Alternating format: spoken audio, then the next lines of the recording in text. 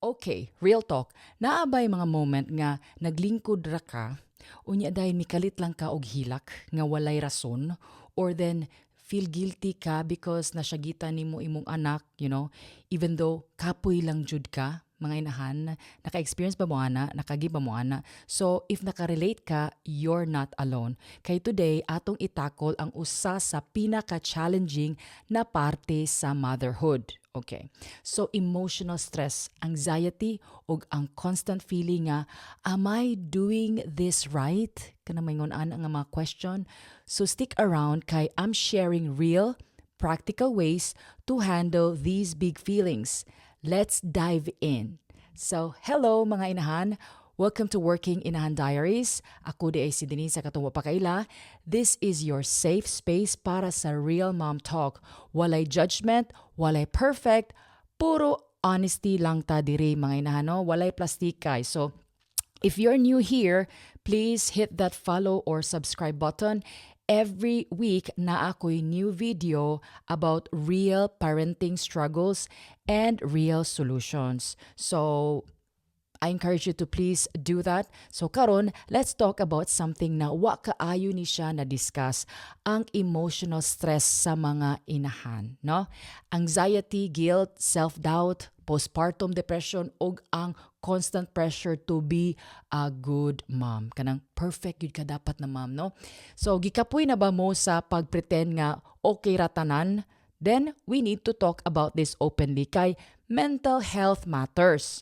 Your feelings are valid, mga inan, and you deserve support because you're not alone in this world, no? So, ready na mo? Let's go na sa go. Okay. Now, understanding what you're feeling. So, sabto na to unsa imo ang gibate. Una sa tanan, let's normalize something. Feeling overwhelmed, anxious, or guilty does not mean you're a bad mom, okay? It means you're human, mga inahan. Dili ka kanang robot, no? So, common ba ni nga feeling sa mga inahan? Naka-experience ba po ang uban inahan ani? Anxiety. Constant na siya nga worry about your kids, money, the future, tapos kanang guilt. Feeling like you're not doing enough or making wrong choices, tapos self-doubt, which is questioning every parenting decision, tapos napay mood swings, happy, one moment, tapos taon kalit lag hilak. Unya kaning postpartum challenges, especially sa mga bag-o na inahan. Okay, so here's the truth, no? Muna siya ang kamatuuran.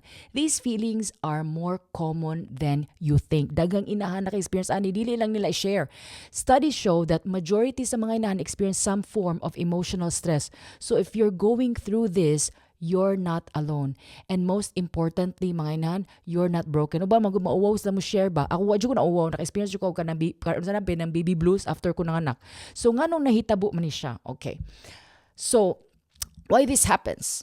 So, ngano man nato ma-feeling ni siya, ngano ma-feel man nato siya. So, naay mga several reasons, no? Ako i-share sa inyo. Ang first is physical exhaustion. Kulang ta sa tulog.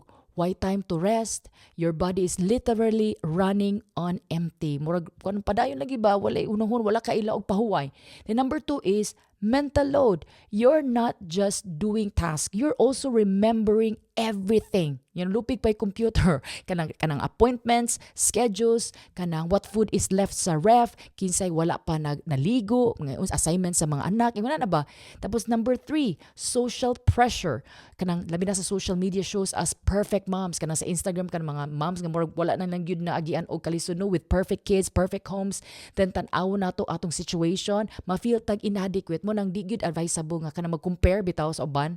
Then upat is lack of support. Sometimes, why mo help?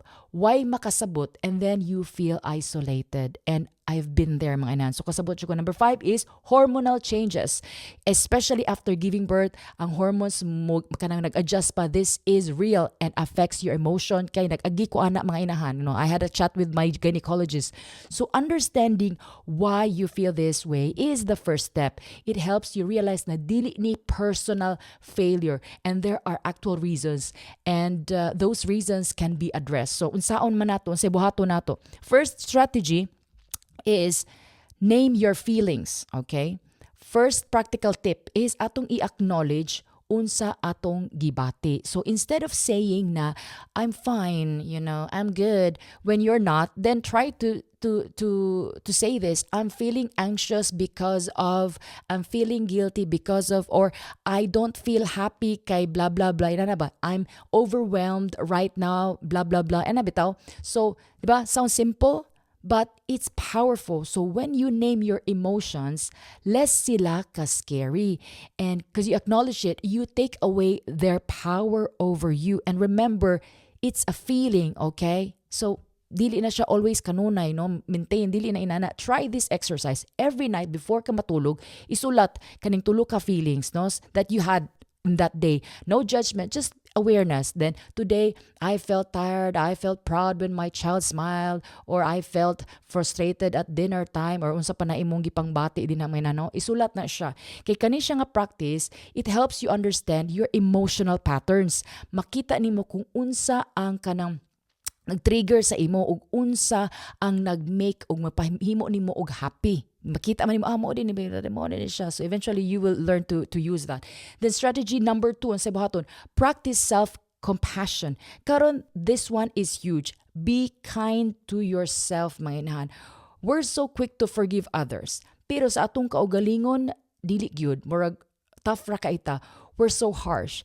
Pag late ang anak, ay nako, bad na kong inahan, unsa naman ni, pag way healthy meal, I'm failing, or kanang naku nakalimtan, bitaw. So, stop that, mga inahan. Would you talk to your best friend like that? No, then don't talk to yourself that way. Practice self-compassion. When you make a mistake, say, I'm learning. I'm doing my best. Okay? Dili ko perfect. When you're tired, say, it's okay to rest. I'm not lazy. I'm human. And then when you feel guilty, just, ask, did I do something actually wrong? Or am I just being too hard on myself? So, muna siya. Treat yourself with the same kindness you give your kids, because you deserve that, mga inahan. You really do. Trust me.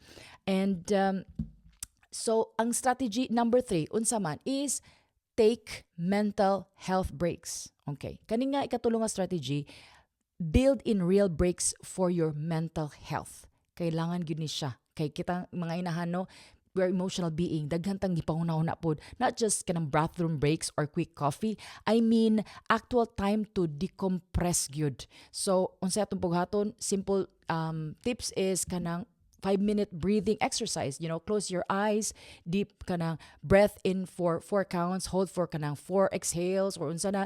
Do this when you feel overwhelmed. So lingkod ba ka sa imong sopa, lingkuranan, tapos ginhawa ka din, relax lang. And number 2 is daily me time. Even 15 to 20 minutes, basa baka, or magbasa ka Bible, read, pray, listen ka music, or literally just sit in silence. Kay sacred na siya nga time, mga inahan. Importante na para sa imo. Then 3 is weekly recharge time. If possible, 1 hour a week para sa something na imong love, imong ganahan. So meet ba kag friend, go for a walk alone, or mag-shopping, get a massage, whatever fills your cup, or kanang unsay tawag gani, kanang magpa-foot spa ba ka, unsa ba na nina, no? So kaupat is monthly check-in. So once a month, evaluate, how am I really doing? What do I need more of or less of? So mark this sa imong kalendaryo. Treat them like important appointments, kay kani sila importante gyud sila para sa imo, no? So next is strategy number 4 is build your support system. Kaning ikaapat, mga inahan, is you need people in your corner, kay motherhood was never meant to be done alone. We need our village. Whatever is that, if it's small village or big village, then so unsay buhaton nimo is number 1, talk to someone you trust, like imong friend, imong isuon ba, imong mother, or whoever will listen without judgment. So sometimes just venting out helps lighten the load. Ipahungaw na siya, mainan. Then number 2 is join mom kanang community, online or in person, seeing other kanang mga inahan nga nag-struggle with similar things. Super comforting na siya. You realize you're not the only one. Basta ayaw lang ka ng grupo nga hilig og kanang chessmes, no, mga marites. Ayaw na, mga inahan. Number 3 is consider professional help. If ang feelings nimo kay persistent or affecting your daily life, please consider talking to a therapist or counselor. There's no shame in this. Actually, it's one of the bravest things you can do. Okay? Number 4 is be honest with your partner. If naa kay partner, tell them honestly how you're feeling. Dili sila kanang mind reader. Di na sila mananagda mga inahan. No? So say, I need help or I'm struggling emotionally. Like in my case, kung na ako struggle, isulti gina ko na ni Daddy Miro. Bisag unsa siya kakapoy, ako just susulti. So remember, asking for help is not weakness, it's wisdom. Next is strategy number 5 is kanang challenge guilt and perfectionism. Kani as in relate gud ko ani mga inahan. So last but so important, let go of mom guilt and perfectionism. Kanang voice nga nasa imong hunahuna nga mag-ingon nga you should be doing more, actually ato nang pahilumon karon, okay, kana nga voice. So unsay buhaton nato is reframe atong thoughts, okay, instead of kanang mingon ka nga I yelled gisyagitan ako ang anak, I'm a terrible mom, gibunalan ako anak, I'm a terrible anak. No, you know what, try to say I yelled because I was exhausted and I apologized and tomorrow I'll try again. That makes me human, not terrible, okay. Kay tao ra ba gyud ta, and at least aware ta nga unsa atong sayop, no, and we want to change. And then number 2 is let go of perfect. For example, imong house doesn't need to be spotless, imong meals don't need to be Instagram worthy, imong mga anak don't need to be kanang perfect either. Nobody's perfect, just let it be, no. And then number 3 is focus on what matters. Are your kids loved? Yes. Are they fed and safe? Yes. Are you trying your best? Yes. So, muna imong i-focus ang mga butang na importante kaayo, no?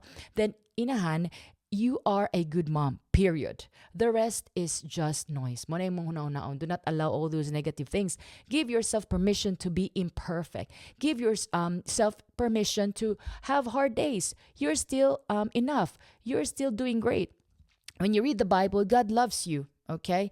And so, for example, kanang need ka og help. When I can experience nga dili something is not right. So when to seek help. So before I wrap up, I need to say this. If you're experiencing any of these kanang mga inato akong gisulti sa inyo before, please reach out to a professional, no? Kaning for example, kaning persistent sadness nga naglast more than 2 weeks, no? Then na kay mga thoughts nga mag-harm ka sa imong kaugalingon or sa imong mga anak, tapos imong inability to care for yourself or your child, tapos na kay severe anxiety that's affecting daily life, tapos complete loss of interest in things you used to enjoy. Kay kanis lang mga inahan, maunis la ang mga signs that you need more support than self-care can provide. And okay ra gyud siya mo reach out. Mental health, remember, is health. There's no shame in getting help. By the way, dira sa Pilipinas, you can reach na ako sa akong notes diri National Center for Mental Health Hotline, which is 0917-899-USAP. Dayon 8727. Naapoy Hope Line, which is 0917-558-HOPE 4673. Kay nga no, importante ka na siya. You matter, inahan. Your health matters. Okay? So, ako ni siyang i-conclude mga inahan na let's breathe together. Okay? In and out. Kaya padung na ko mahuman. Okay? So, remember mga inahan, your emotional health is not a luxury. It's a necessity. You cannot pour from an empty cup. Taking care of your mental and emotional well-being makes you a better mom, not a selfish mom. Because what can you give if you yourself need help? So you're doing better than you think. Those kids, kada mo mga anak, they're blessed to have you. On your hardest days, remember that, okay? Ayaw jud imong kaugalingon, i-pressure, okay? If this video helped you, please give it a thumbs up or like and share it with another inahan who might need to hear this. So, comment below. Tell me one thing you'll do today for your emotional health. So, mag-shopping ba ka or I don't know, whatever. I read every comment and I'm cheering for you, mga inahan. So, don't forget to continue supporting Working Inahan Diaries, our community of mga inahan. Padayon lang itong suporta, no? Cause kita mga inahan raang kasabot sa atong giagian. Og ang Ginoo of course. Hangtod sa sunod mga inahan, be gentle with yourself. You're doing amazing.